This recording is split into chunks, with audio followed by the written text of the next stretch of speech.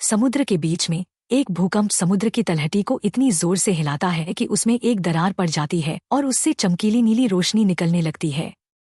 सतह पर एक जोड़ा एक साथ समय बिता रहा होता है जब लड़का अपनी प्रेमिका को प्रपोज करके चौंका देता है।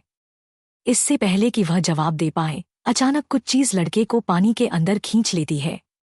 लड़की हैरान होकर इधर उधर देखती है, लेकिन जब उसके प्रेमी का मृत शरीर पानी पर तैरता हुआ ऊपर आता है तो वह चीखने लगती है। जल्द ही हत्यारा भी सामने आता है। यह एक अल्फा ज़ॉम्बी है जो तुरंत लड़की को मार देता है। इस बीच हंटर, रे और उनकी भतीजी जदा मछली पकड़ने में मजे कर रहे होते हैं। तभी उन्हें दूर एक नाव में आग लगी हुई दिखाई देती है। वे तुरंत वहां पहुंचते हैं और हंटर आग बुझाने में मदद करता है ताकि कुछ गंभीर न हो। आग गलत तरीके से इस्तेमाल किए गए पटाखों की वजह से लगी थी, जिन्हें हंटर जब्त कर लेता है क्योंकि वह स्थानीय सुपरवाइजर है। वह नाव में मौजूद समूह को शराब पीकर नाव चलाने के लिए डांटता भी है, लेकिन ब्लेन को यह बात अच्छी नहीं लगती। इसी दौरान एक चट्टान के ऊपर एक रहस्यमयी आदमी दूरबीन से नीली रोशनी को देखता है। हंटर के समूह की ओर वापस वे मछली पकड़ने में लगे होते हैं और रे को अपनी रस्सी में कुछ बड़ा फंसता हुआ महसूस होता है। थोड़े प्रयास के बाद वह उसे बाहर निकालता है और हैरान हो जाता है जब उसे एक मरे हुए इंसान का नीला पड़ा हुआ शरीर दिखता है। जदा एक अंडरवाटर कैमरे से जांच करती है और समुद्र की तलहटी पर नीली रोशनी देखती है जो बिल्कुल सामान्य नहीं है। हंटर तुरंत रेडियो पर अधिकारियों को सूचित करता है और जब जदा उस शरीर को ढक रही होती है तभी लोग सतह पर भी नीली रोशनी देखते हैं। जदा एक पल के लिए नजर हटाती है और पाती है कि शरीर गायब हो चुका है। यह आदमी भी एक ज़ॉम्बी है और तेजी से जदा पर हमला करता है, जिससे उसका कंधा बुरी तरह जख्मी हो जाता है। रे उस प्राणी का ध्यान भटकाने के लिए दौड़ता है, जबकि हंटर अपनी तलवार निकालता है और ज़ॉम्बी को तब तक मारता है जब तक वह गिर नहीं जाता। लेकिन वह राक्षस जल्दी ही ठीक हो जाता है, इसलिए हंटर और रे मिलकर उसे समुद्र में धकेल देते हैं। शहर में हंटर की प्रेमिका केंजी और उसकी बेटी सैम को हंटर का फोन आता है, जो चाहता है कि केंजी जदा की मदद करे क्योंकि वह डॉक्टर है। केंजी तुरंत अपने पति से मिलने निकलती है, जबकि सैम अपने दोस्तों के साथ कॉन्सर्ट में रहती है। सैम की मुलाकात सिंगर डैग से होती है और उनके बीच तुरंत आकर्षण पैदा हो जाता है। जल्द ही केंजी और एक एम्बुलेंस जदा को लेने पहुंचती है और उसे अस्पताल ले जाया जाता है, जहां डॉक्टर उसकी जांच करते हैं और रे उसका साथ देता है। इस बीच हंटर शेरिफ अकोनी से मिलता है और वे इस अजीब घटना की जांच करने का फैसला करते हैं। वे हंटर की नाव लेते हैं और सतह पर नीली रोशनी देख सकते हैं। हंटर फिर से कैमरा भेजता है और एक जहाज का मलबा देखता है, जिसमें एक दरार से रहस्यमयी रोशनी निकल रही है। जहाज पर नाम और पहचान वाला पट नहीं है, जो भी अजीब है। पास में एक अजीब प्राणी तैरता हुआ दिखता है।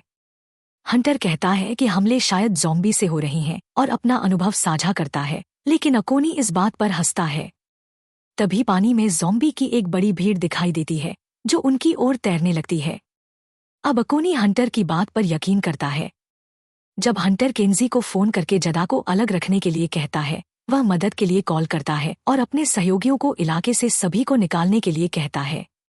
समुद्र तट पर सुनामी का सायरन बजने लगता है और लोग हैरानी से समुद्र की ओर देखते हैं जब वे पानी को पीछे हटते हुए देखते हैं। हंटर और अकोनी नागरिकों की मदद के लिए वापस जाना चाहते हैं, लेकिन वे ठिठक जाते हैं जब उनके पीछे ज़ॉम्बी से भरी एक विशाल लहर दिखाई देती है।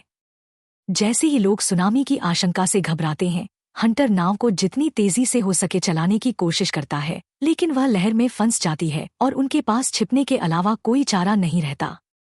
कुछ ही सेकंड में ज़ॉम्बी सुनामी तट पर पहुंचती है और पूरे इलाके को तबाह कर देती है, हर कोने में ज़ॉम्बी के शरीर छोड़कर। हंटर और अकोनी सुरक्षित तट पर पहुंच जाते हैं और अकोनी एक ज़ॉम्बी पर बंदूक तानता है, लेकिन वह अभी गोली बचाने का फैसला करता है। अस्पताल में केंजी रे को बताती है कि ज्यादातर स्टाफ निकाल लिया गया है, इसलिए जदा को अभी देखा नहीं जा सकेगा, यानी उसे और रे को अभी क्वारंटाइन में रहना होगा। समुद्र तट पर कुछ बचे हुए लोग हैं, इसलिए हंटर और अकोनी उन्हें खतरे की चेतावनी देने की कोशिश करते हैं, लेकिन तब तक देर हो चुकी होती है। लहर के साथ आए ज़ॉम्बी जाग रहे होते हैं और समुद्र से और ज़ॉम्बी निकलकर हर उस इंसान पर हमला कर रहे होते हैं जिस तक वे पहुंच सकते हैं। ज्यादातर बचे हुए लोग भी ज़ॉम्बी बन जाते हैं, जिससे उनकी भीड़ और बड़ी हो जाती है। अकोनी और हंटर अपनी बंदूक और तलवार से कुछ ज़ॉम्बी को मारते हैं, लेकिन उनकी संख्या बहुत ज्यादा है और लोग लगातार मारे जा रहे हैं। हंटर एक नाव ढूंढता है और उसके इंजन का इस्तेमाल करके कई राक्षसों को एक साथ मार देता है, जिससे कुछ लोग भागने में कामयाब हो जाते हैं। इस बीच सैम और उसके दोस्त एक इमारत से हमला देखते हैं और अपने को फोन करने की कोशिश करते हैं, लेकिन हर कोई घबराहट में इतना व्यस्त है कि कोई फोन नहीं उठाता। अस्पताल में जदा होश में आती है, लेकिन एक सेकंड बाद ही उसकी मौत हो जाती है। वह तुरंत फिर से ज़ॉम्बी के रूप में जागती है और रे पर हमला करने की कोशिश करती है, लेकिन तभी एक डॉक्टर कमरे में आता है और जदा उस पर झपटकर उसे काट लेती है। रे मौका पाकर तेजी से कमरे से बाहर भाग जाता है। समुद्र तट पर वापस अकोनी एक छाते से एक और ज़ॉम्बी को मारता है, लेकिन चाहे वे जितने भी मारें, उनकी संख्या बढ़ती ही जाती है और जख्मी ज़ॉम्बी भी चलते रहते हैं। इसलिए अकोनी और हंटर भागकर और मदद लाने का फैसला करते हैं। जब वे ट्रक में चढ़ते हैं तो अचानक पीछे किसी की मौजूदगी से चीख पड़ते हैं, लेकिन यह सिर्फ ब्लेन और उसकी प्रेमिका है जो छिपे हुए हैं। लोग उनकी मदद करने को राजी हो जाते हैं और ट्रक चल पड़ता है। इस बीच वह रहस्यमयी दूरबीन वाला आदमी समुद्र तट पर पहुंचता है और एक ज़ॉम्बी के पास लोहे की रॉड लेकर जाता है। अस्पताल में किन्जी एक कमरे से बाहर आती है और यह देखकर दहशत में आ जाती है कि जदा ने उसके पूरे स्टाफ को मार डाला है। जदा उसका पीछा शुरू कर देती है और जब किन्जी गलियारे में भागती है, रे उसे एक कमरे में खींच लेता है और दरवाजा बंद कर देता है, जिसे जदा पीटने लगती है। दुर्भाग्यवश स्टाफ भी जल्द ही ज़ॉम्बी बन जाता है और जदा के साथ मिलकर दरवाजा धक्का देने लगता है। आखिरकार वे उसे तोड़ देते हैं, इसलिए रे और किन्जी को फिर से भागना पड़ता है।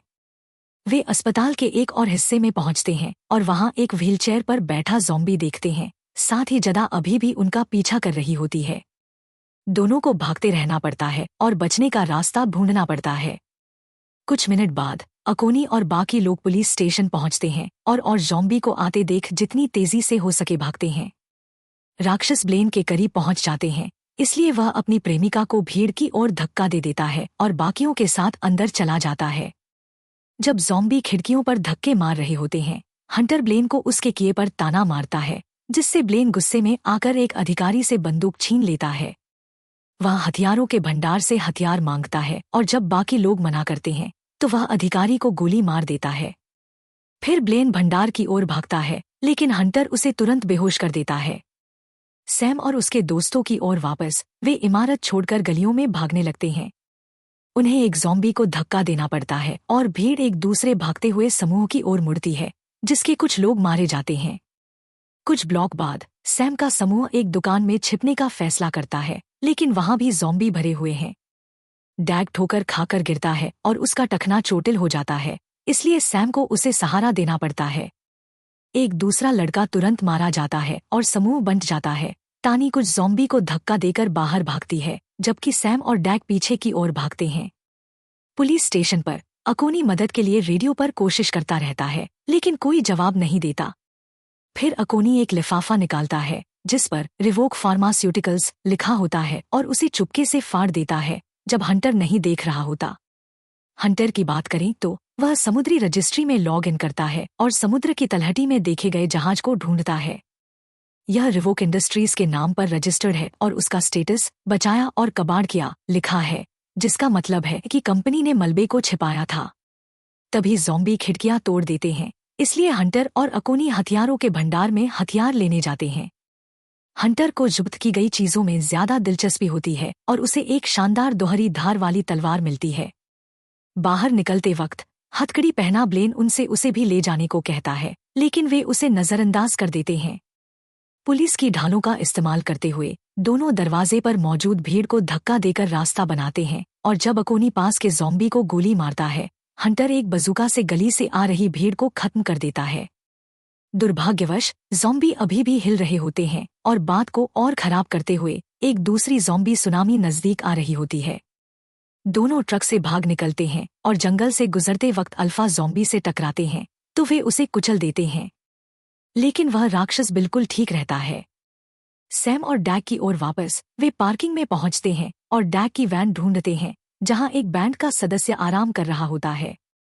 उसने पूरे वक्त हेडफोन पहने हुए थे और उसे कुछ पता नहीं था। वह लड़का दूसरों के लिए वैन खोलता है और फिर हीरो बनने की कोशिश करता है, लेकिन इतने सारे ज़ॉम्बी से एक साथ नहीं लड़ पाता और जल्दी मारा जाता है।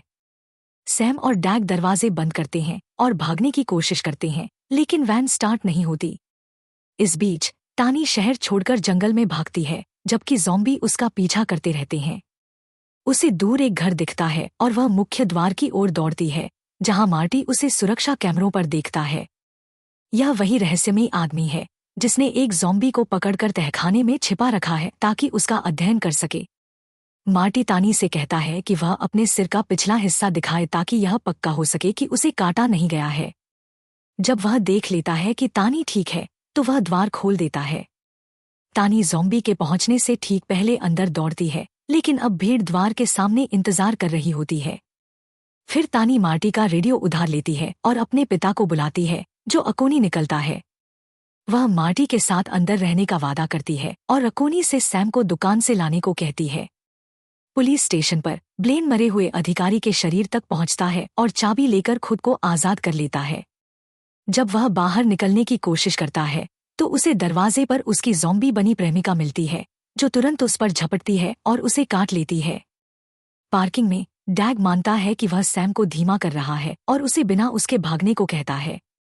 फिर वह खिड़की से बाहर निकलता है और छत पर चढ़ जाता है, जहां वह अपनी यूकुलेले बजाकर गाना शुरू करता है ताकि ज़ॉम्बी का ध्यान भटके। तभी अकोनी और हंटर वहां पहुंचते हैं, तो सैम उनकी ओर दौड़ती है, जबकि अकोनी किसी भी राक्षस को गोली मार देता है जो उसे पकड़ने की कोशिश करता है। जब सैम पुरुषों के साथ चली जाती है, ज़ॉम्बी आखिरकार डैग तक पहुंचते हैं और उसे मार देते हैं। इसके बाद समूह अस्पताल की ओर जाता है, ज़ॉम्बी के पहुंचने से ठीक पहले दरवाजा बंद करके। केंजी कोई संदेश का जवाब नहीं दे रही होती, तो सैम एक गलियारे में फोन लेने दौड़ती है और फिर एक कमरे में छिप जाती है। वह स्पीकर के जरिए बात करती है और अपनी माँ से दूसरी मंजिल पर मिलने को कहती है। शोर से कई ज़ॉम्बी आकर्षित हो जाते हैं, तो हंटर और अकोनी बंदूक और आग बुझाने वाले यंत्र से उनसे लड़ना शुरू करते हैं। सैम को नहीं पता कि फोन की तार उसके पैर में फंसी है और जल्द ही राक्षस बाहर से उसे खींचने लगते हैं। एक ज़ॉम्बी अपने सिर से दरवाजा तोड़ देता है, तो सैम को दोहरी धार वाली तलवार से अपनी रक्षा करनी पड़ती है। उसी वक्त हंटर पावर बॉक्स से 2 तारें लेता है और एक ज़ॉम्बी को बिजली का झटका देता है, जिससे बिजली की एक श्रृंखला शुरू होती है जो एक राक्षस से दूसरे तक कूदती है और सभी को मार देती है। फिर केंजी और रे लिफ्ट से आते हैं। एक ज़ॉम्बी केंजी के रास्ते में आता है, तो वह उसे तेजी से मुक्का मारकर गिरा देती है और आखिरकार अपनी बेटी से मिलती है, जबकि लोग उस ज़ॉम्बी को बंद कर देते हैं।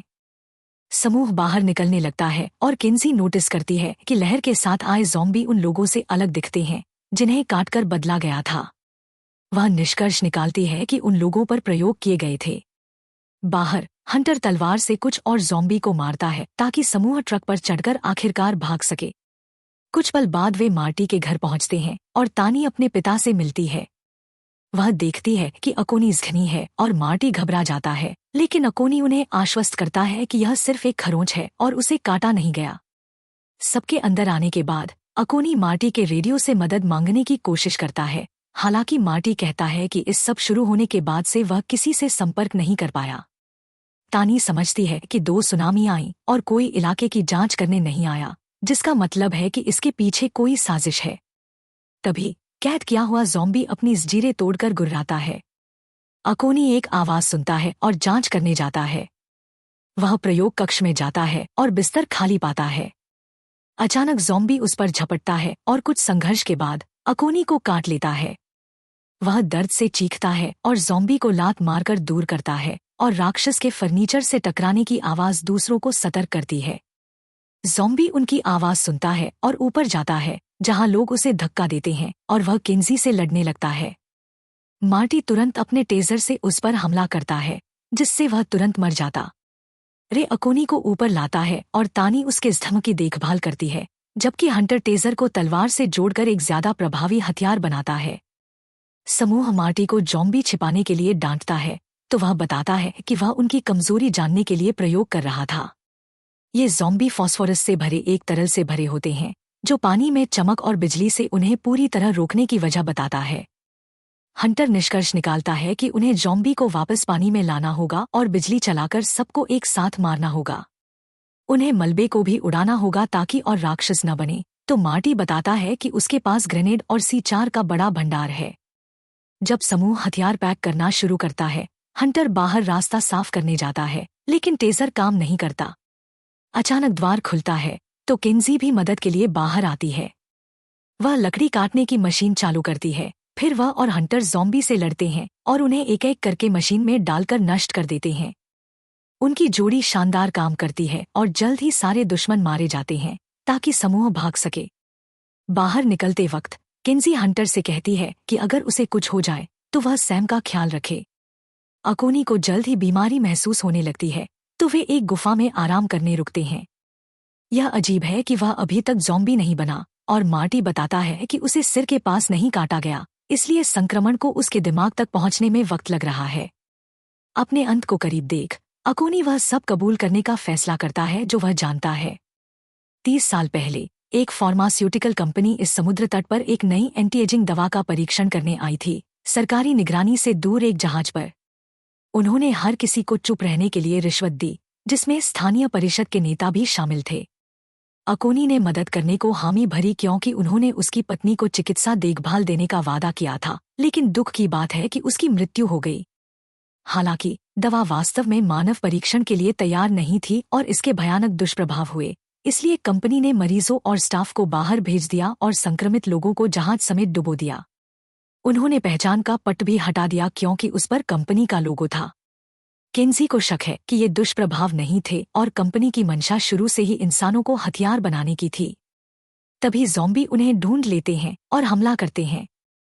हंटर आखिरकार टेजर तलवार को कामयाब करता है और मार्टी की मदद से राक्षसों को मारना शुरू करता है, जबकि बाकी लोग भागते हैं। बाहर निकलते वक्त तानी को अकोनी को छोड़ना पड़ता है क्योंकि उसकी मृत्यु हो जाती है, लेकिन वह यह सुनिश्चित करती है कि उसके हाथ में एक ग्रेनेड हो।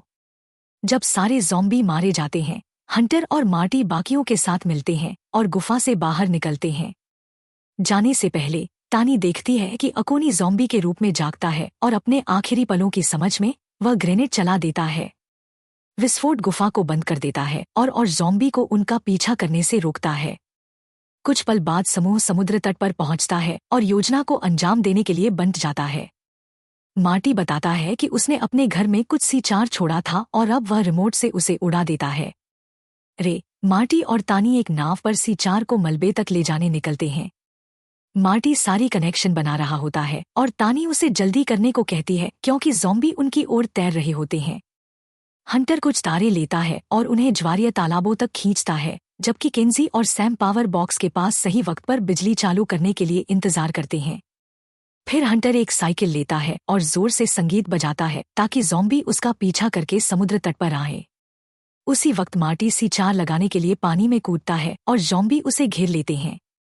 रे उसकी मदद करना चाहता है, लेकिन एक ज़ॉम्बी नाव पर चढ़ आता है और रास्ता रोक देता है। जब तक तानी उस प्राणी को धक्का देती है, तब तक देर हो चुकी होती है और मार्टी मारा जा चुका होता है। जब हंटर तालाबों के पास पहुंचने वाला होता है, उसका वाहन रेत में फंस जाता है और उसे पैदल चलना पड़ता है। अचानक अल्फा ज़ॉम्बी उसे ढूंढ लेता है और उसे ज़मीन पर धक्का देता है। तलवार का टेजर फिर से खराब हो जाता है, तो हंटर को उसके साथ आमने सामने की लड़ाई लड़नी पड़ती है। अल्फा ज़ॉम्बी तुरंत उसे निशस्त्र कर देता है और उसकी कलाइयां पकड़ लेता है, तो हंटर उसे कई बार लात मारकर दूर करता है। किन्जी यह सब देखती है और साइकिल को रेत से निकालने दौड़ती है, फिर से संगीत बजाकर आखिरकार सारे ज़ॉम्बी को ज्वारीय तालाबों तक ले जाती है। हंटर अल्फा ज़ॉम्बी से लड़ता रहता है और जब वह उसका गला पकड़ता है, हंटर मौका पाकर एक छिपा हुआ चाकू निकालता है और ज़ॉम्बी का हाथ काट देता है। नाव पर तानी उन ज़ॉम्बी को गोली मारती रहती है जो नाव पर चढ़ने की कोशिश करते हैं, लेकिन वे आते ही रहते हैं। रे उसे लाइफ जैकेट देता है और कहता है कि वह भाग जाए, जैसा उसका पिता चाहता था, तो वह समुद्र में कूद पड़ती है। अल्फा ज़ॉम्बी अभी भी हंटर से लड़ रहा होता है, जो उसे लात मारकर तलवार उठाता है। टेजर आखिरकार काम करता है और वह ज़ॉम्बी का सिर काट देता है, उसे तालाब में लात मारता है। ठीक उसी वक्त जब सैम पावर बॉक्स को चालू करती है, जिससे सारे ज़ॉम्बी एक साथ बिजली के झटके से मर जाते हैं। जब तानी काफी दूर तैर जाती है, रे रेडियो के जरिए हंटर को अलविदा कहता है और C4 चालू करता है, जिसके विस्फोट में वह मर जाता है। एक विशाल लहर बनती है और समुद्र तट की ओर बढ़ने लगती है, तो हंटर को भागना पड़ता है। उसे रास्ते में ज़ॉम्बी बना ब्लेन रोकता है और हंटर बड़े मजे से उसे तलवार से मारता है, जिससे उसका सिर फट जाता है। फिर हंटर लहर के तट से टकराने से ठीक पहले भाग निकलता है। वह केंजी और सैम से मिलता है, जो तानी को पानी से बाहर निकालने में मदद कर रही होती हैं। जोड़ा एक दूसरे को चूमता है और परिवार दूर से आ रही कोस्ट गार्ड की जहाज को देखता है।